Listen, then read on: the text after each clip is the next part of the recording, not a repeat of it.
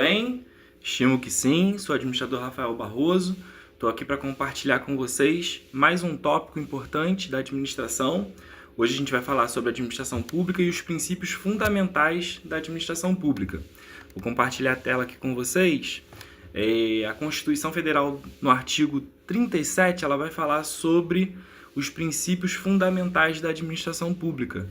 E aí ela faz já a seguinte explanação: a administração pública, direta e indireta, de qualquer dos poderes da União, dos Estados, do Distrito Federal e dos municípios obedecerá os princípios de legalidade, impessoalidade, moralidade, publicidade e eficiência. Então, para você gravar, ajudar vocês a gravarem, o que você pode ter sempre em mente? A inicial de cada um dos princípios, que vai formar a palavra LIMP, ou seja, o conceito de LIMP tem que estar ali na sua mente para que você possa lembrar. L é de quê? Legalidade. O I é de quê? Impessoalidade. O M, moralidade. P, publicidade. E E, eficiência. Então te ajuda aí a decorar quais são os princípios da administração pública. Agora eu vou fazer aqui uma abertura, uma discriminação de cada um dos princípios, para que vocês tenham isso em mente. Então vamos lá. Quando a gente para abrir, o legalidade. O que a legalidade vai dizer? O administrador público somente poderá fazer aquilo que está expressamente previsto em lei. Ou seja, se está regulamentado em lei, o administrador público ele pode executar. Se não está, ele não pode executar. Às vezes ele consegue um decreto, que vai ser uma alteração, uma complementação da lei, onde ele já vai conseguir fazer alguns tipos de ajuste, alguns tipos de ações voltadas para determinado tema. Mas, em teoria, em via de regra, realmente tem que ser aprovado, no caso do município, na Câmara de Vereadores, para que aquilo se torne uma lei de fato e ele possa fazer a execução de determinada ação. Por exemplo, um exemplo prático para vocês, o Uber. O Uber não tinha nenhuma legislação prevendo os carros por aplicativo.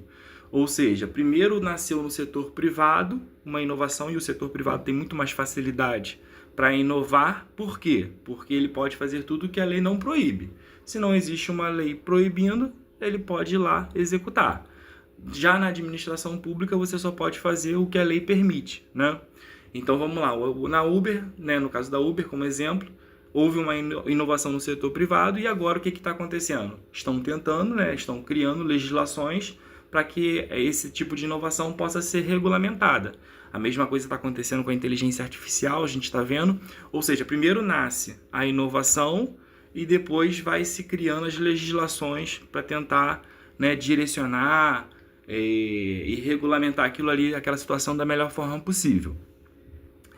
Segundo item, impessoalidade. A atuação administrativa deve visar o bem comum, ou seja, o administrador público ele não pode fazer nada com interesse próprio, que seja para o próprio proveito, Ele tem que estar sempre pensando ali no bem coletivo, no bem da sociedade como um todo, em não favorecimento de algum determinado grupo de classes. Ele tem que pensar na comunidade como um todo.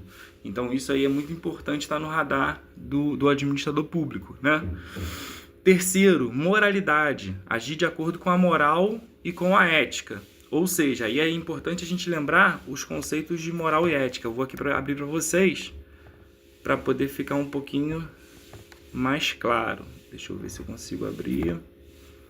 Espera aí. Diferença entre. É esse aqui que eu queria. Abriu. Diferença entre moral, ética e direito, no direito, como que a gente vai ver. A moral lida com o certo e errado do modo de pensar e de agir. É adquirido, é formado ao longo da vida por experiência, ou seja, a moral vai criando ali dentro do indivíduo, do consciente, o pensamento dele enquanto constituição familiar, ele vai moldando a moral do que ele entende como certo e errado. Isso do próprio indivíduo. A ética já vai pensar o quê? No indivíduo inserido numa sociedade. Como que é a forma daquela sociedade agir, daquela sociedade pensar, implica no consenso de adesão à sociedade. Ou seja, vão ser vários conceitos morais trabalhando juntos para surgir um senso ético. Ou seja, o que é certo ou errado para o Rafael pode não ser certo e errado para outra pessoa. E aí essa coletividade, o pensamento moral do indivíduo A com o B, o C, o D, várias outras inseridas, vai surgir uma mente maior, né? Um pensamento, né? E uma questão ligada ao que é certo e errado de uma forma maior, numa escala de sociedade. E aí você vai entender o que é socialmente aceito, o que não é socialmente aceito. E aí vai surgir o conceito de ética. E para o direito é o modo legal de agir, que é o quê? É imposto aos cidadãos, exige cumprimento e obediência, porque você teve o conceito moral do indivíduo, teve o conceito ético do que aquela sociedade entende como certo e errado, e depois vai haver uma legislação padronizando, né, a forma como as pessoas devem se comportar, agir e tudo mais.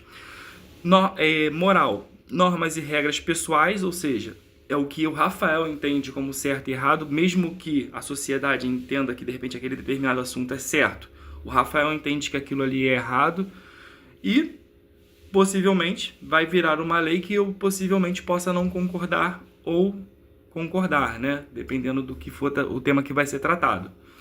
Na ética, normas e regras sociais é guiada pela cultura da sociedade, e no direito, normas e regras legais, ou seja, é guiada pelas instituições jurídicas e pelas leis.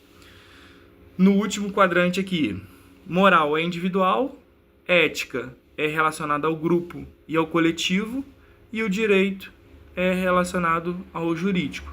Então, só para deixar aí mais claro a questão de ética e moral para vocês.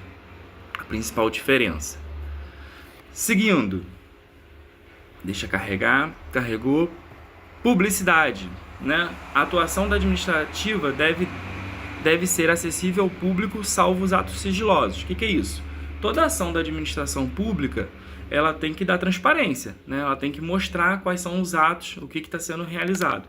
Ou seja, quando você abre, por exemplo, o portal da transparência, você vai conseguir lá ver todas as informações públicas, quanto está sendo gasto com as pastas de saúde, educação, de transporte, de meio ambiente e todas as outras. Você consegue ver os salários dos servidores, dos vereadores, que isso tudo é informação pública, ou seja, não é vedada a ninguém e é um princípio da administração pública que seja aberto para todo e qualquer integrante daquela sociedade. Salvo os atos que são sigilosos. Algumas coisas, de repente, um processo administrativo vai estar sendo tratado de forma sigilosa porque vai expor, né, determinado assunto que ainda não pode ser, né, tratado de forma pública. Mas, salvo essas exceções, todos os atos têm que ter ali a sua publicidade. Ou seja, se você abre um processo administrativo dentro da prefeitura e, porventura, alguém não queira te mostrar, isso aí ele está ferindo um princípio da administração pública, que é a publicidade. Você tem que ter acesso a tudo que realmente você solicitou, pediu, os ajustes e tudo mais. Eficiência. Na eficiência, os agentes públicos devem buscar sempre o melhor custo-benefício em sua atuação. Aí é sempre lembrar o seguinte... eficiência normalmente é um princípio muito atrelado à administração privada, que foi embutido na administração pública, que traz o conceito de que fazer a melhor entrega com o melhor custo possível, o menor custo possível. E isso tem que estar na mente dos administradores públicos. Eu sempre lembro logo da regra dos 3 orçamentos, né?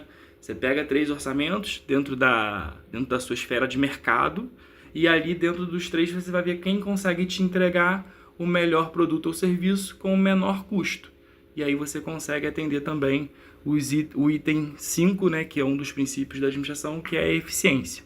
Gente, espero que tenha ficado bacana, tenha clareado aí a mente de vocês e até a próxima para mais um encontro aí para a gente discutir as questões de relações à administração. E hoje a gente falou um pouquinho sobre a administração pública. Fica com Deus aí e até a próxima.